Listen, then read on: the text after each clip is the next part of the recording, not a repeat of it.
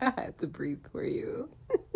Let's talk about grieving. Shout out to my sis, Catherine Cersei, for starting a grieving group. Make sure y'all check her out.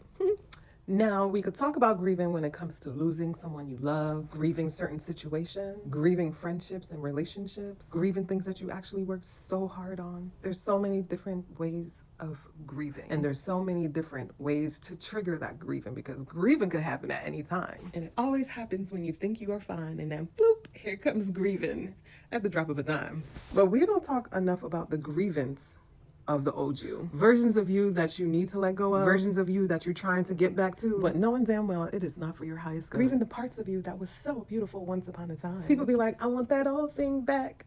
Absolutely not. Why would you want something back if you are trying to reach a higher version of yourself? It's important to grieve the old versions of you, so the old versions of you does not pull you back into the old actions. It won't pull you back into the old feelings and how you react to certain things. Sometimes the old versions of you be trying to sneak up and you gotta be like, no, not today. But sometimes you don't catch yourself.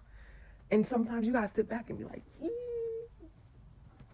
that's an old emotion. But if you never grieve those emotions, you never authentically felt it, baby, when they show up and show out, that's when them crash outs be real. You be like, whoa, wait, where is this coming from? And you be so caught up in your feelings that you don't even recognize it. Sometimes stepping back, that feels good to people. They like that drama. They like that feeling. They like that energy that comes with the old version of that type of energy of wanting to go back to the old ways, wanting to go back through them toxic chaos crash out moments. Honestly, that's repressed emotions within themselves. And a lot of times that energy stems from your sacral chakra. However, from the root chakra, that I am who I am energy comes from the roots because of what you probably have been told from a child. This is where you have to sit in your sacral with your inner child like, girl, oh boy, because men be having crash outs too. But again, it stems from that sacral energy, so everybody's crash out is a little bit different. People like to run the streets. People like to switch up partners every 5, 10, 15, 20 minutes. People like to be outside. Or they go ghosts because they're trying to hide the things that they need to grieve inside.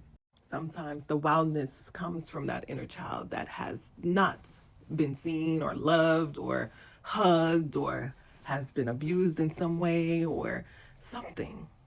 So now in your big people age, it shows up and shows out in different ways. It's like when you're grieving, you go back to that child phase. This is the time that inner child needs that love, because grieving is something you should never do alone, even if it's something within yourself. You shouldn't suppress and repress those feelings, because at any moment, it will come out at any time. And your sacral chakra will have people looking at you funny.